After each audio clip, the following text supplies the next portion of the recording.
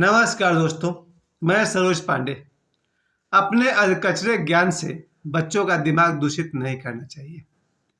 ये बहुत इम्पोर्टेंट बात मैं आज आप सभी को बताने वाला हूँ, क्योंकि हम सब माता-पिता, शिक्षक, रिलेटिव, सीनियर्स, गुरु और बहुत सारे लोग हैं, जो अपने अधकचरे ज्ञान से बच्चों का दिमाग को दूषित कर देते हैं, गंदा कर देते हैं। सत्य किसी को पता नहीं और चल देते हैं भाषण देने के लिए।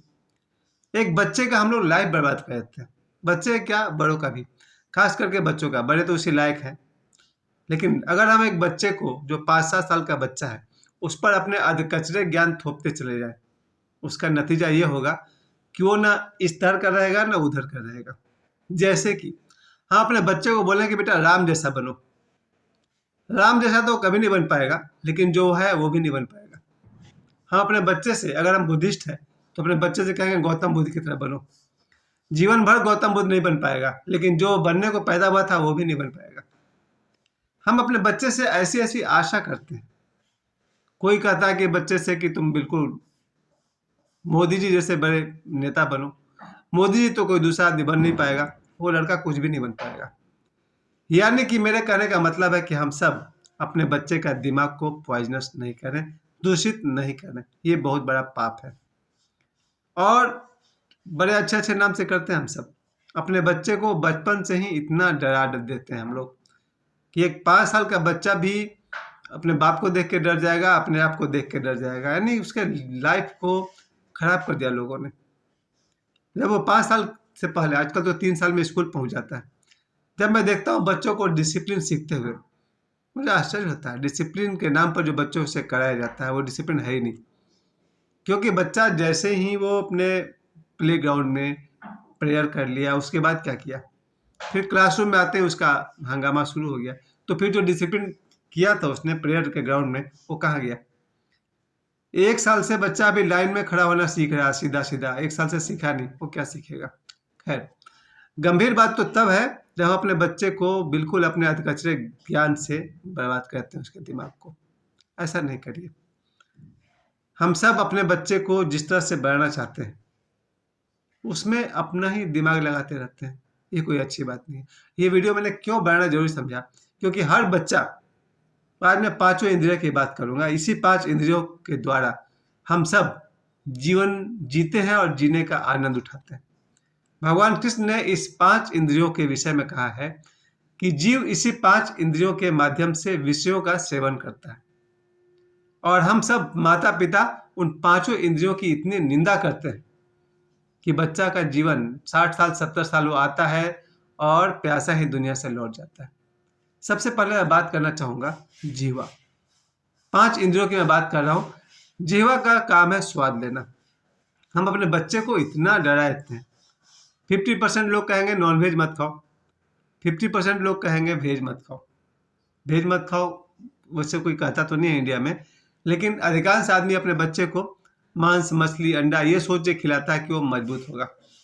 खैर, ये अलग विज्ञान, इस पर मैं आज बात नहीं कर सकता। बच्चे को क्या खाना चाहिए, क्या नहीं खाना चाहिए, हम सब बचपन से थोप देते हैं और उससे इतना डरा देते हैं कि बाद में जब उसको कहीं कुछ खाना-पीना भी चाहता है, तो उस जीभ का स्वाद नहीं ले पाता है। बहुत पहले मैंने सुना है महात्मा गांधी के आश्रम में भोजन के साथ-साथ नीम का चटनी परोसा जाता था, क्योंकि गांधी जी को ये ख़्याल था कि निस्वाद भोजन करना चाहिए। भोजन का स्वाद नहीं लेना चाहिए, तो हर कौर के साथ एक नीम का चटनी भी आपको चाटते जाना है, ताकि आपको भोजन का स्वाद नहीं मिले। ये गांधी जी का ज्ञान था। अब महात्मा गांधी जैसे आदमी चाहते हैं कि हम लोग भात-दाल का स्वाद न लें, उसका स्वाद खराब हो जाए, इसके लिए नीम की चटनी बीच-बीच में खाते रहना है। उसी तरह से हम सब भी अपने बच्चे के दिमाग को करप्ट करते हैं। ये मत खाओ, वो मत खाओ, ये मत करो, वो मत करो।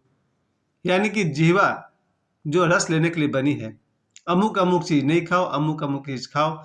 आपको कितना नॉलेज है वो तो भगवान ही जाने, लेकिन आपने एक बच्चे के 60-70 साल के जीवन को खराब कर दिया। खैर, मेरे कहने का मतलब ये हुआ कि पहला जो इंद्रिय है हम लोग की रसना, यानी कि हमारा जीभ। कम से कम मेरा अपना एक बात ज़रूर कहूँगा, मध्यम मार्ग सदा उत्तम है। शाकाहार भोजन बहुत ही उत्तम है। ये मेरा अपना ख़्याल है, इसको मानना बिल्कुल ज़रूरी नहीं है। शाकाहार भोजन हो और अल्प मात्रा में भोजन करना चाहिए। अगर आप पहलवान हैं, मजदूर हैं तो बात कुछ और है। अदरवाइज एक ऑर्डिनरी आदमी को मध्यम मार्ग भोजन न कम न ज़्यादा होना चाहिए, और भोजन की निंदा न करें। आपके सामने चावल दाल आए या पकौड़ी आए या समोसा आए, आदरपूर्वक थोड़ा सा ग्रहण करने में क्या जाता है। लेकिन हम बच्चे को इतना निंदा से भर देते हैं, नहीं ऐसा नहीं करिए। जीवा के बाद बात आती है कान की। संगीत, कान का काम है सुनना। कोई बच्चा गाना सुन रहा तो खराब हो गया, कैसे खराब हो गया? भगवान कृष्ण की मुरली बज रही है तो ठीक है, किसी बच्चे ने गाना सुन लिया तो हम लोग दिन भर उसकी निंदा करते हैं कि सारा दिन गाना सुनते रहते हो। कान, कान का अपना स्वभाव है सुनना। बच्चा क्या सुने क्या न सुने, इतनी बुद्धिमानी उसको होनी चाहिए, ये हम कह सकते हैं। लेकिन जबरदस्ती अपना ज्ञान थोपना जरूरी नहीं है। कुल मिलाकर छोटा बच्चा हो या उसके माता पिता हो, इतना ध्यान रखना है कि बच्चे के दिमाग को पॉइजनस नहीं करना है। मधुर संगीत सुनने से शांति मिलती है, थकान दूर होती है, नींद अच्छी आती है, इतना तो हम सब जानते हैं, बाकी उसकी मर्जी। तीसरा, नाक यानी सूंघने की क्षमता।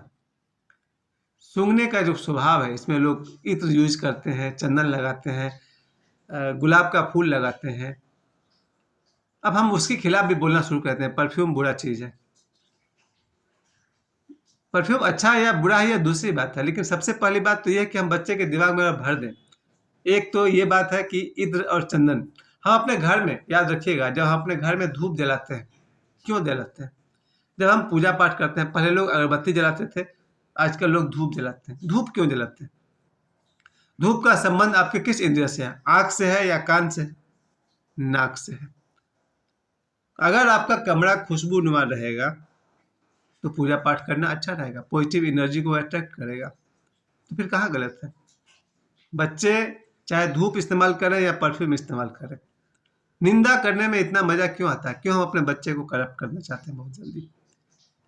माने उचित तो यह है कि बच्चे का जिह्वा, रसना जो एक इंद्रियां है, वो अपना काम ठीक से करते रहे। बच्चे में निंदा मत भरिए, हाँ उसका बोध को जरूर जगाइए ताकि वो सही गलत को पहचान सके।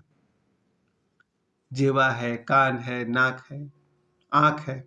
आंख को लेकर तो बहुत ज्यादा झमेला है, क्या देखें क्या ना देखें, ये मत देखो ये देखो। इस विषय में माता पिता के बहुत ही परेशानी है और जीवन भर का परेशानी है। हम चाहते हैं कि हमारा बच्चा फला फला चीज देखे और फला फला चीज मत देखे, क्योंकि आंख एक ऐसा द्वार है जिससे पूरा संसार हमारे दिमाग में या हृदय में प्रवेश करता है। हमारे सामने से कोई अगर सुंदर व्यक्ति पार करता है, कोई मित्र पार करता है, उसको कौन पहचान पाता है? नाक या जीभ? आंख पहचान पाता है। बच्चे क्या देखें क्या न देखें, ये बोध जगाने में आप जरूर उसकी मदद करिए, लेकिन उसके दिमाग को करप्ट करने की कोई जरूरत नहीं। वो दुनिया सुंदर है, बच्चा सुंदर है, शिशु सुंदर है, गुलाब का बागीचा सुंदर है, लड़की सुंदर है, लड़का सुंदर है, राजा सुंदर है, ओशो सुंदर है, बाबा बागेश्वर सुंदर है, सत्यम शिवम सुंदरम। और जिस दिन आपके पास दृष्टि होगी, हर चीज आपके लिए सुंदर हो जाएगी। कहते हैं ना, माँ के लिए उसका कुरूप से कुरूप बच्चा भी सुंदर है और बच्चे के लिए कुरूप से कुरूप माँ भी सुंदर है। चारों इंद्रियों के विषय में मैंने आपसे कह दिया, जिह्वा हो, नाक हो, कान हो, आंख हो। और पांचवा जो इंद्रिय सबसे बदनाम हुई है वो है स्किन, त्वचा। त्वचा को लेकर के हम बच्चों में बचपन से इतना डर बैठाए रहते हैं। छोटा से छोटा बच्चा अगर अपने नाक में उंगली करता है तो हम कहते हैं ऐसा मत करो, वहां से उसका टच का फियर स्टार्ट। और भी बहुत सारे एक्टिविटी बच्चों की है तो हम कहते हैं डोंट डू दिस, ऐसा नहीं करो। जब वो बच्चा पांचवी क्लास नहीं, 5 साल का होता है, स्कूल में जाने लगता है, वहां भी हम उसे कहते हैं ये मत करो ये मत करो। 10, 12, 15 साल का होते होते बच्चे को बोलते हैं लड़का हो तो लड़कियों से दूर रहो, लड़की हो तो लड़का से दूर रहो। ये कहीं अधकचरा ज्ञान तो नहीं है? जो माता पिता स्ट्रिक्टली अपने बच्चों को, बेटियों को ये शिक्षा दे रहे हैं डायरेक्टली या इनडायरेक्टली कि लड़कों से दूर रहो, कहीं ये गलत ज्ञान तो नहीं दे रहे? मैं ये तो नहीं कह रहा हूँ कि लड़कियों को और लड़कों से ये सिखाया जाए कि इनके पास रहो, वो तो प्राकृतिक है, वेरी नेचुरल। एक घर में भाई बहन का जन्म हो, वेरी नेचुरल। एक घर में कई लोग निवास करें, बहुत अच्छी बात है। एक क्लासरूम में लड़के लड़की साथ में बैठ के पढ़े, अति सुंदर। एक समाज में लड़के लड़कियां दुर्गा पूजा और होली में साथ में रहे, ब्यूटीफुल। लेकिन अगर हम बच्चे के दिमाग में बैठा दें लड़कियों को कि लड़कों से दूर रहो, और लड़कों के दिमाग में बैठा दें कि लड़कियों के पास कहीं मत जाना, अगर मैंने देख लिया किसी लड़की के साथ तो फिर तुम्हारी खैर नहीं। ये ज्ञान अधकचरा नहीं तो और क्या है। और मेरा अपना ये ऑब्जर्वेशन है कि 10 में 9 लड़कियों जिसको लड़कों से स्ट्रिक्टली दूर रखा गया है, 9 में से 9 लड़की अपने बॉयफ्रेंड के साथ इन्वॉल्व हो चुकी है। ये मेरा अपना देखा हुआ है। उन लोगों ने मुझे बताया है कि वो लोग किसको पसंद करती हैं। क्या फ़ायदा हुआ बच्चे के दिमाग को करप्ट करके, कुछ मिला? जिन लड़कियों को उसके माँ बाप रिश्तेदारों ने लड़कों से दूर रहने की कस्में दी थी, वो सभी लड़कियां अपने अपने बॉयफ्रेंड के साथ इन्वॉल्व है, और मुझे पता है वो लोग मुझसे बात करती है। और जिन लड़कों को माता पिता ने वार्निंग देके रखा, देखो खानदान का नाक मत कटाना, लड़कियों से दूर रहना, लड़कियों से दोस्ती मत करना, उन सब लड़कों को मुझे पता है 10 में से 9 लड़का इन्वॉल्व है अपनी गर्लफ्रेंड के साथ। क्या फायदा हुआ आपके कचरे ज्ञान का, गया गड्ढे में। कुल मिलाकर के अपना बेटा और बेटी को प्राकृतिक बनाइए, सहज बनाइए। लड़के लड़की कोई बहुत गहरा विषय नहीं है, उन्हें दोस्त बनना हो या दुश्मन बनना हो, अपना कच्चा ज्ञान थोप कर क्या होगा। मेरे आज के वीडियो का यही मकसद है, अपने बच्चे को उसके 5 इंद्रियों को का निर्णय लेना सिखाइए। क्या सही है वही भोजन करें, क्या आपको सुख शांति देता है वही, हर जगह वही नियम आपका रहेगा। एक छोटा सा नियम मैंने सीखा है ओशो से, अगर तुम खुश हो तो तुम सही हो। फिर से सुन ली, if you are happy then you are right. अगर कोई काम करके मैं खुश होता हूँ, बार बार खुश होता हूँ, 10 साल से खुश होता हूँ, 50 साल से खुश होता हूँ, तो मैं सही जा रहा हूँ। और अगर किसी काम को करने के बाद डर लगता है, बुरा लगता है, बाद में दुख भोगना पड़ता है, तो मैं गलत हूँ। बस यही एक कसौटी है। अगर आप खुश हैं तो आप सही हैं। मुझे समय देने के लिए आप सभी को बहुत बहुत धन्यवाद। बार बार इस नियम को याद रखिएगा, अगर आप कुछ करके खुश होते हैं और बार बार खुश होते हैं, कर्म करते समय खुश होते हैं, परिणाम स्वरूप खुश होते हैं, आप सही है। अगर कोई बच्चा चोरी करके खुश है और बाद में उसको डर लग रहा है कि मेरे दरवाजे पर कहीं पुलिस तो नहीं आ गई, फिर वो गलत है। हमारे किसी काम से हम अगर डर जा रहे हैं, अशांत हो जा रहे हैं, रात की नींद उड़ जा रही है, तो हम गलत हैं। खैर, मुझे समय देने के लिए आप सभी को बहुत बहुत धन्यवाद। एक बार फिर से बच्चों पर दया कीजिए, अपना कचरा ज्ञान बच्चों पर मत थोपिए, उन्हें निर्णय लेना सिखाइए। और निर्णय लेना सिर्फ उसी को आता है जो ध्यान करना जानता है। ध्यान कैसे करें, किसी और वीडियो में बात करेंगे।